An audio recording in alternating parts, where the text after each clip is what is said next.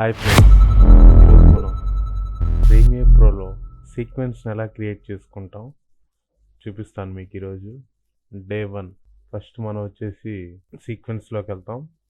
సీక్వెన్స్లోకి వచ్చేసి సెట్టింగ్స్లోకి వెళ్ళాలి. సెట్టింగ్స్లో వచ్చేసి డిఎస్ఎల్ఆర్ అని ఉంటుంది.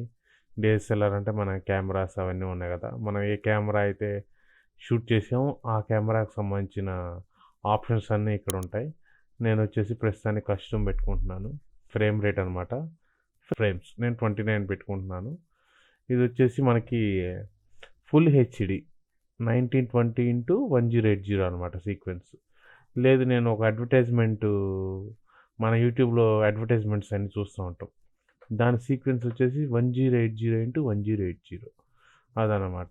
లేదు నేను మీరు ఇన్స్టాగ్రామ్లో రిలీజ్ చూస్తూ ఉంటారు, దాని సీక్వెన్స్ వచ్చేసి 1080x1920 ఇదనమాట. నేను ఇప్పుడు సపోజ్ ఒక రీల్ చేయాలనుకుంటున్నాను, దాని సీక్వెన్స్ తీసేసుకున్నాను 1080x1920 తీసేసుకొని ఓకే కొట్టుకున్నాను. మనకి చూసారా వచ్చేసింది మనకి సీక్వెన్స్. నేను ఏదో ర్యాండమ్గా ఒక వీడియో తీసుకుంటాను, ఒక వీడియో తీసుకొని దాన్ని ట్రాక్ చేస్తాను మన టైం లైన్లోకి.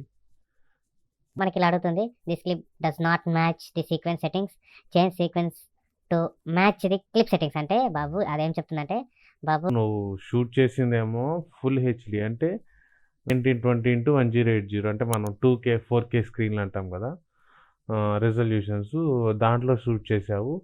ఇప్పుడు నువ్వేమో రీల్ సైజు సెట్టింగ్స్ తీసుకొని దాంట్లో చూపించమంటున్నావు, మరి ఇది నీకు ఓకేనా అని అడిగిద్ది. అవునండి, కీప్ ఎగ్జిస్ట్ సెట్టింగ్స్ అంటే నేను ఇచ్చిన సెట్టింగ్స్లోనే నువ్వు వీడియో ప్లే చేయమ్మా అని మనం దానికి చెప్తున్నాం అనమాట. కీప్ ఎగ్జిస్ట్ సెట్టింగ్స్ కొట్టంగానే మనకి ఇలాంటప్పుడు మనం ఏం చేయాలి అంటే, దీన్ని నేను రొటేషన్ చేస్తా,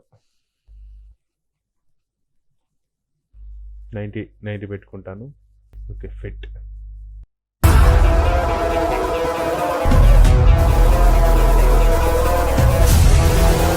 దీన్ని కొంచెం కలర్ గ్రేడింగ్ ఇస్తా, నన్న ఉంది కాబట్టి.